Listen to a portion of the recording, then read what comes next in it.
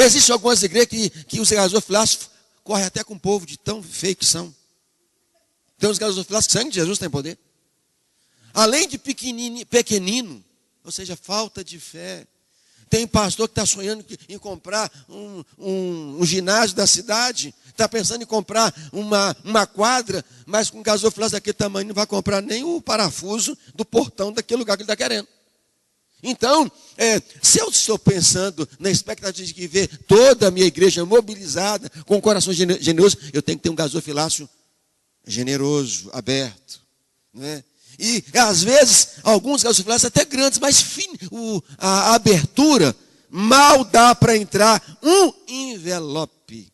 Tem que estar com o negócio escancarado, boca para engolir Jonas e a família toda, né? Então, porque para até facilitar o bom momento da adoração na igreja. Então, porque quando uma igreja, ela entende, irmãos, esse assunto aqui, quando ela estuda, irmãos, a igreja quase que no geral toda, ela chega à frente para adorar a Deus nos dízimos, com os dízimos e com as ofertas. Mas às vezes há uma fila de irmãos, porque tem alguém lutando para enfiar o envelope.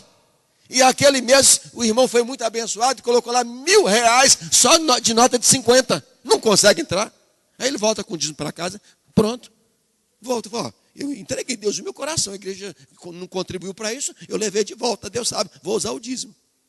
Tem uma turma aí que só Jesus. Então, o gasofilácio, ele deve ter aquela abertura especial que facilite.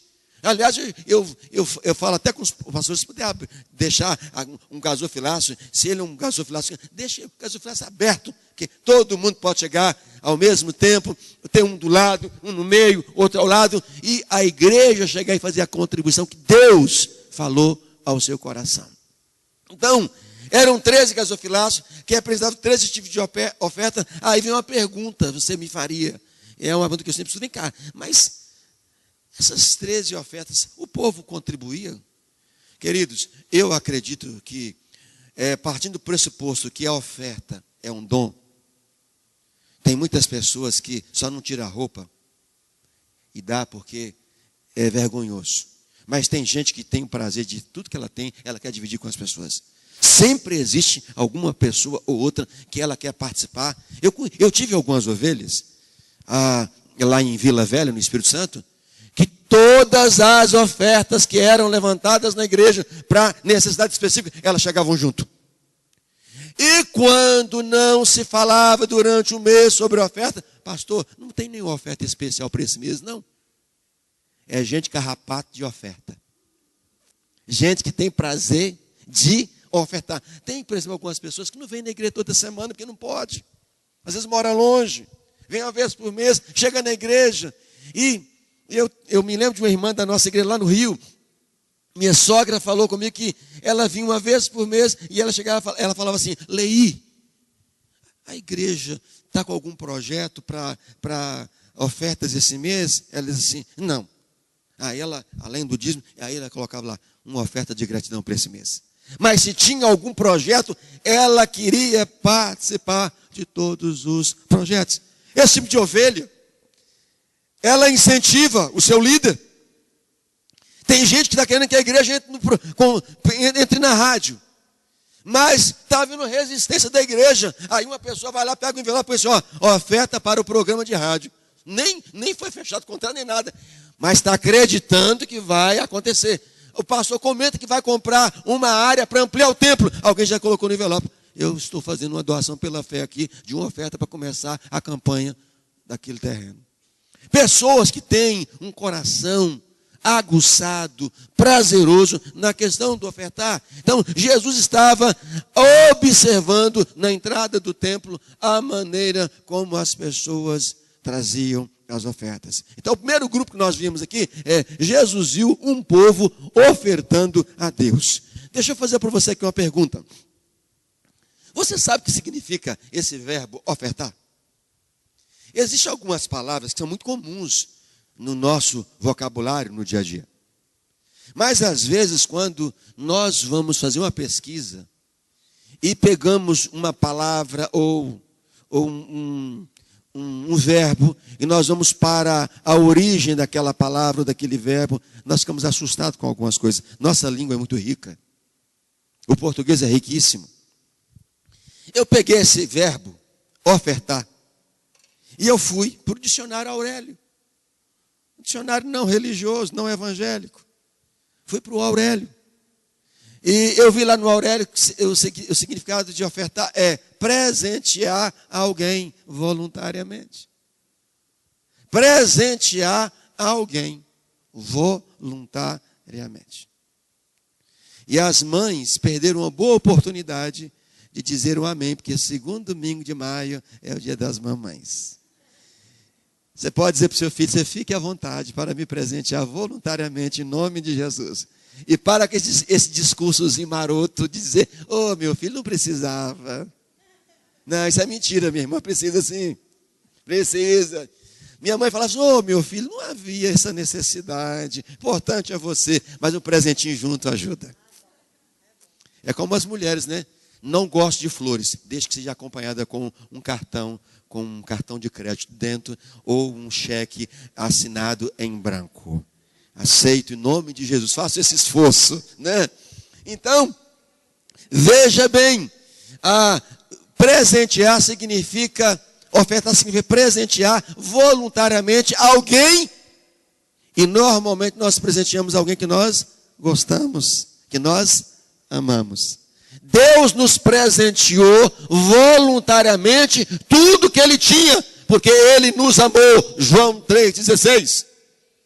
Deus mandou Jesus como maior presente para mim e para você, para que você aprendesse mais uma a presentear as pessoas.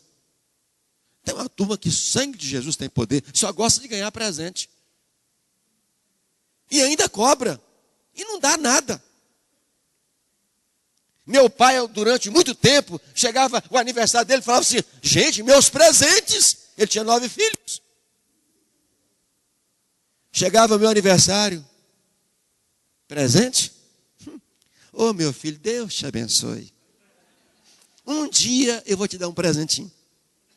Era a mesma ladainha todo ano. Ô meu filho, Deus te abençoe. Um dia, seu pai, eu estava meio esquecido hoje e tal, mas eu não podia falar com ele, mas tem tempo ainda, vai lá na loja. Não podia falar. Não. Um dia eu vou te dar. Nem minha mãe, ninguém via nada. Porque meu pai era, ó, papagaio no arame, ó.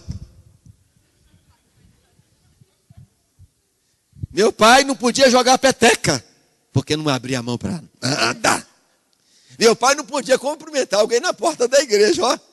Não podia fazer, sabe por quê? Ele já chegava na igreja com a mão no bolso. Não estou exagerando, não. Até esse mal foi atingido na vida do meu pai. Meu pai chegava na entrada da igreja. E detalhe, podia até ser, ele não tinha dinheiro no bolso, não.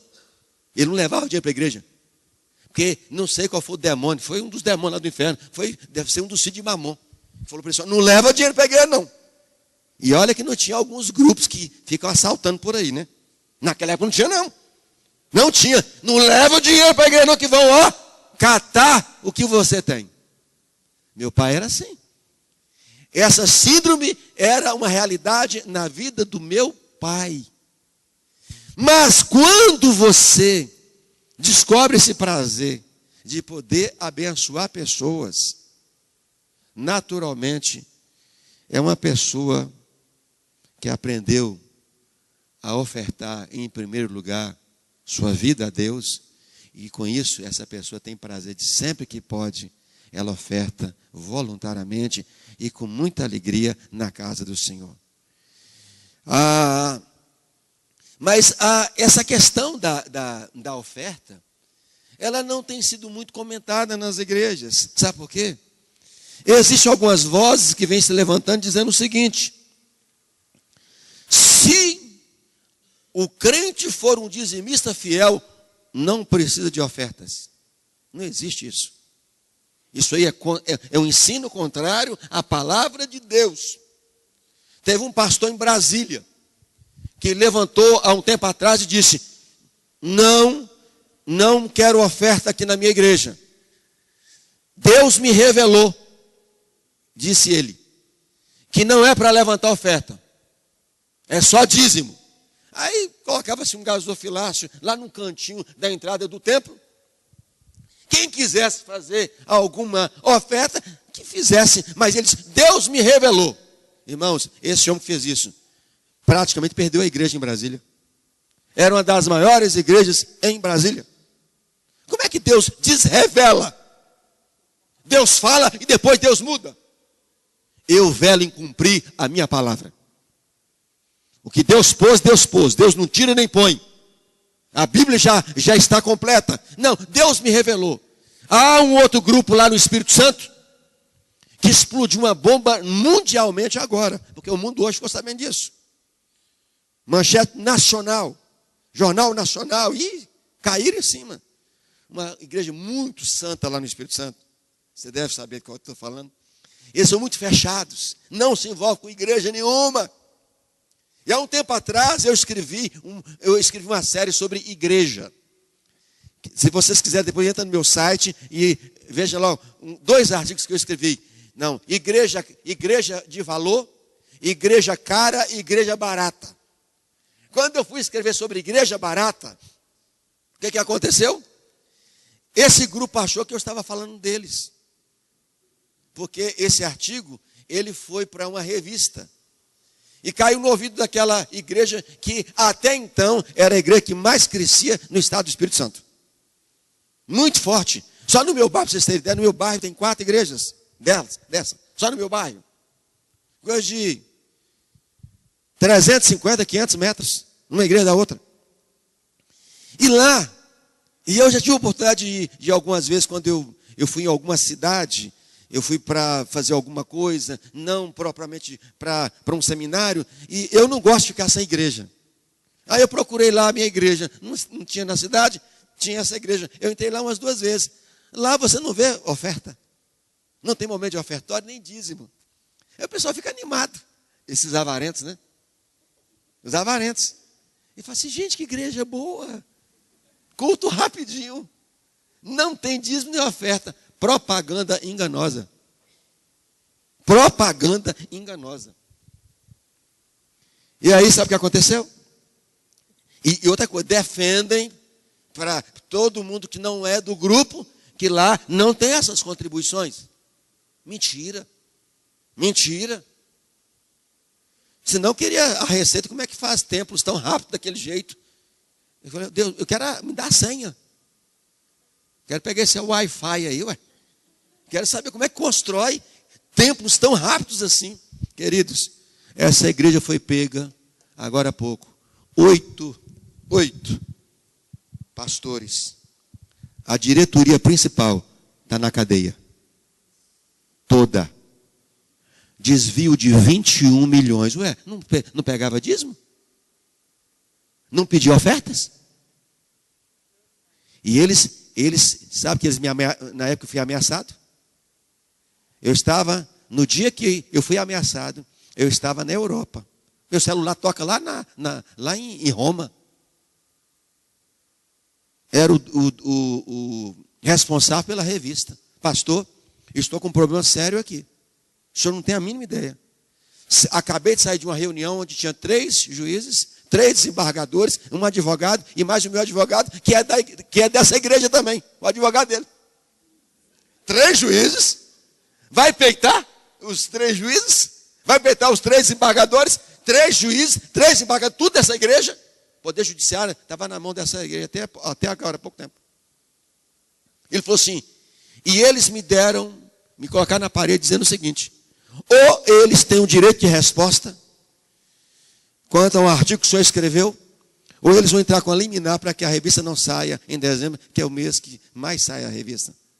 Eu falei, fique à vontade, desde que, quando eu voltar, o número de caracteres que você vier dar para eles, eu quero também. Aí chamei o pastor Hernandes, chamei o pastor Oliveira de Araújo, chamei o pastor Evaldo da Praia da Costa, falei, queria que vocês escrevessem algumas palavras sobre o que vocês acham da minha vida, do meu ministério. Só precisava só do pastor Hernandes e do pastor Oliveira de Araújo. E eu falei, e fale o que vocês acharam desse artigo que eu escrevi. Pastor Hernandes quase não escreve, né, gente?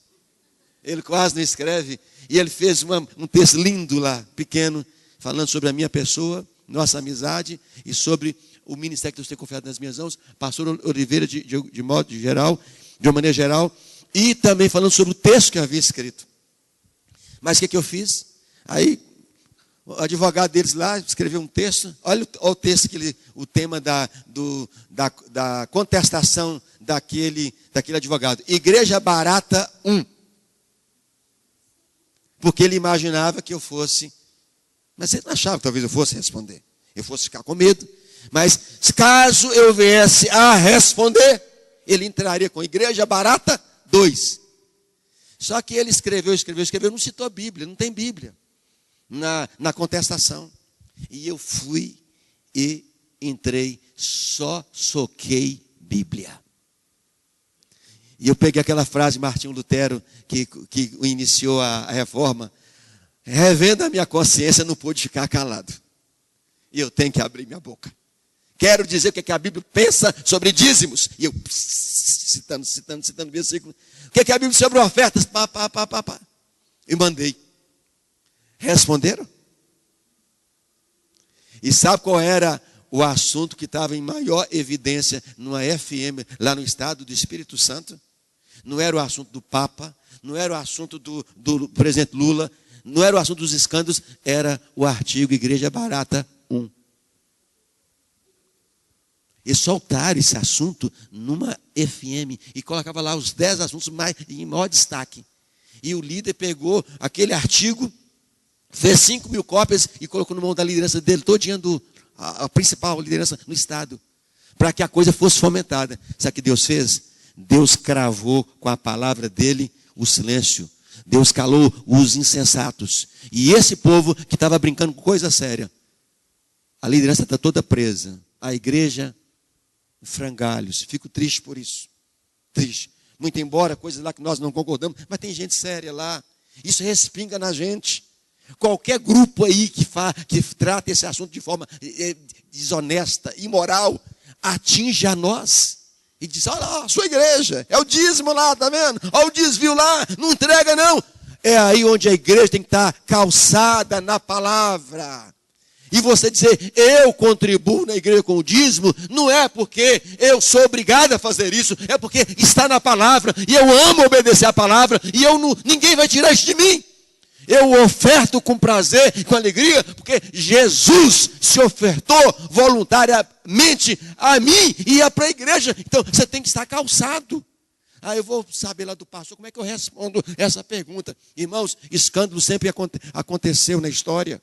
E vai acontecer. E Jesus quer inevitável que eles aconteçam. Mas ai daquele por intermédio de quem vêm os escândalos. Veja bem, Jesus, ele vê um povo ofertando.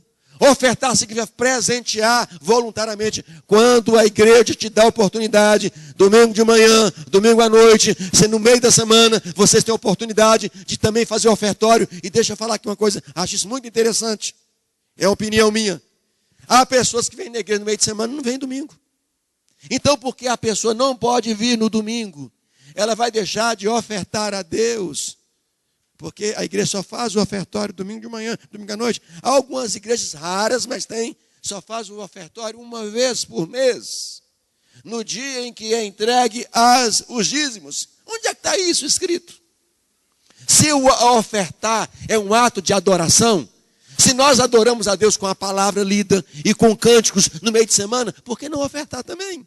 Isso não significa que todas as pessoas que vêm em todos os cultos na igreja, ela tem que ofertar em todos os cultos. O dízimo nós conhecemos.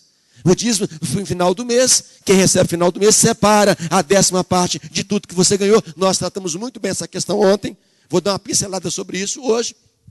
Mas, o dízimo você já sabe, tem pessoas que ganham por semana. Manicure, cabeleireiro e outros recebem por semana. Você recebe e entrega ao Senhor por semana. Mas, veja bem, há algumas pessoas que não conseguem vir na igreja no domingo à noite. E a igreja, o dízimo é só no domingo à noite. E aí, nós dificultamos isso para aquelas pessoas que não podem vir domingo à noite. Às vezes a pessoa pode vir no meio de semana, que há alguém que só pode trazer aquela irmã ou aquele irmão no meio de semana. Se o gasofilácio está na igreja, Deus falou no seu coração para você ofertar, você vai ofertar. Se você sabe que você não vai estar no domingo, primeiro domingo do mês, que normalmente nas igrejas o segundo, é a ceia do Senhor com a consagração dos dízimos, se você está com dízimo, está com oferta, entrega, sentiu no culto, eu vou fazer uma oferta para a igreja, está observando aqui que está precisando de isso. Pega lá o envelope, faz sua oferta, põe no gasofilácio, porque a oferta ela é espontânea, ela é voluntária e você dá aquilo que Deus fala com você. Ninguém tem que dar, porque todo culto tem que dar, de jeito nenhum. Então, ofertar significa presentear. E olha, irmãos, presta atenção numa coisa. Todo ser humano gosta de ser presenteado. Sim ou não? Todo ser humano. Criança gosta de ser presenteada. As criançonas também. Dia dos pais, dia das mães, dia dos namorados, todos nós, final do ano, independente das pessoas acreditarem que o Natal é dia 25 ou não, isso também aqui não é questão. Final do ano sempre parece que tem uma gordurinha a mais, final do ano. Então, nós gostamos de presentear. E há pessoas que não gostam de fazer isso, mas elas gostam de receber. Só receber. Então, essas pessoas são pessoas que certamente travam uma grande batalha, não só para ofertar na igreja. Elas travam batalhas até para entregar o dízimo do Senhor. Bom, o segundo grupo que nós vemos aqui nesse texto, diz no verso 41, ora, muitos ricos depositavam grandes quantias. Só que no verso 44 fala assim, porque todos eles ofertaram do que lhes sobravam. Quando você une a parte B do verso 41 com a parte A do verso 44, você descobre o segundo grupo que Jesus viu contribuindo. Jesus viu os ricos ofertando as sobras a Deus. Vamos falar de pé esses dois primeiros princípios? Todos de pé, por favor. Fala comigo assim. Jesus viu um povo ofertando a Deus. Vamos lá? Segundo, Jesus viu os ricos ofertando as sobras a Deus. Só vocês agora, não vou ajudar. Primeiro grupo, qual foi? E o segundo grupo, que nós estamos entrando agora? Presta atenção, qual é o primeiro grupo que não escapa aos olhos de Jesus? Um grupo específico, os ricos. Os que têm condições. Os que são abastados, os que ganham melhores. Jesus estava atento a eles. E se eles soubessem que Jesus estava com os olhos neles, eles não iriam sorrir, não. Eles não iriam sorrir, eles iam chorar. Mas podem se assentar, vamos lá. Segundo grupo que Jesus detecta na Jesus viu os que tinham muitos recursos ofertando, mas as sobras. Aí você fala comigo assim, não, mas o texto fala que eles davam grandes quantias. Mas era do que lhes? É como alguém que tem vários patrimônios. E ele diz que sentiu no coração de fazer uma oferta para a igreja. E ele pega o pior dos muitos que ele tem, que Deus deu para ele, ele entrega na igreja. Avaliando o dízimo, é alguém que ganha 10 mil e entrega para a obra de Deus 500 reais como dízimo. 2 cacetadas, 2 maldições na cabeça dessa pessoa que faz isso. Primeiro, é a maldição do roubo. Dízimo de 10 mil é 1.000 reais. E quando você coloca 500, você cometeu uma outra maldição na sua vida. Você mentiu. Não existe dízimo de 10 mil, de 500. Não, mas eu ouvi dizer que dízimo é aquilo que você sente. Aliás, eu até estava acompanhando, alguém diz, né? Estava acompanhando aí nas redes sociais, algumas pessoas falando que você deve entregar o dízimo segundo o proposto do seu coração. Há um versículo, cada um contribui segundo o proposto o seu coração. Não por tristeza ou necessidade, porque Deus ama quem dá com alegria. Isso tem nada a ver com dízimo, esse versículo? Nada a ver.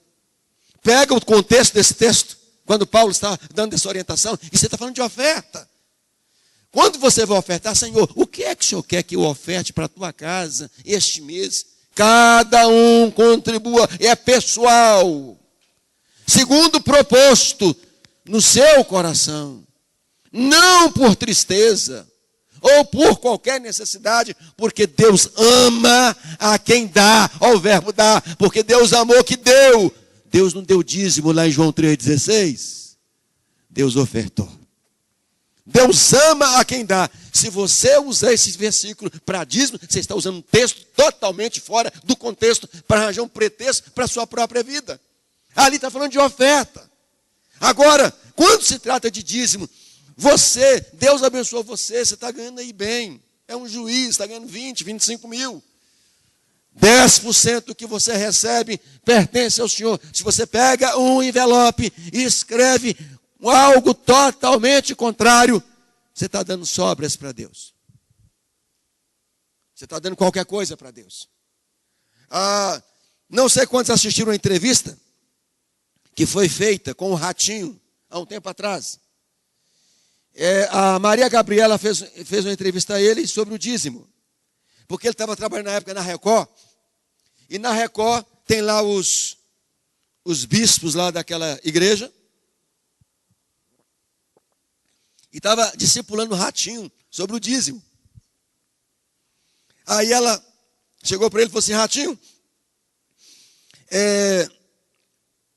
eu ouvi falar de que você acredita no dízimo. Ele falou: é verdade, acredito. Eu falei: você crê então no dízimo? Ele falou: sim, creio. Eu falei: está na Bíblia. Ela falou: quanto é que você ganha? Aí ele quis fugir por causa da receita, né? Ele falou: não vou falar aqui na frente de todo mundo. E ela disse: Ratinho, quanto é que você ganha? Ele: ô Gabriela, eu não vou falar aqui. Ele começou a ficar nervoso. Eu não vou falar aqui. Você vai me arranjar problema. Ela disse: Ratinho, não vou mudar a pergunta enquanto você não me responder. Ele falou: brincadeira. Se eu soubesse que você ia fazer um negócio desse comigo. Aí, eles, os 500 cascalhos, a linguagem dele, né? Ela disse: para cima de mim. Você ganha 500 com essa audiência toda, para cima de mim. Ele falou assim: eu não vou falar. E aí, ela disse: você vai falar sim. Porque essa semana saiu na Veja. Ele falou: por que você está me perguntando então?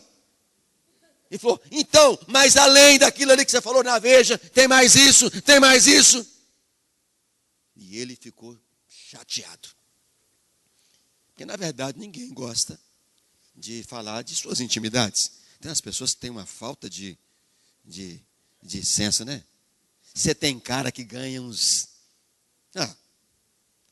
sabe como é que você deve responder? É por aí, viu? É por aí. Tem um pessoal: vem cá, quanto é que você está ganhando mesmo? Você está mudando de carro? Você está não sei o quê? Gente, que coisa. Ridículo isso. Ridículo. Meu pai tinha essa mania. Essa mania de avarento. Você fala assim: ó, você não gosta do seu pai. Amo meu pai. Que nessa época meu pai não amava a Deus. Meu pai era... Vocês vão conhecer hoje à noite a história do meu pai. Faz parte do meu testemunho.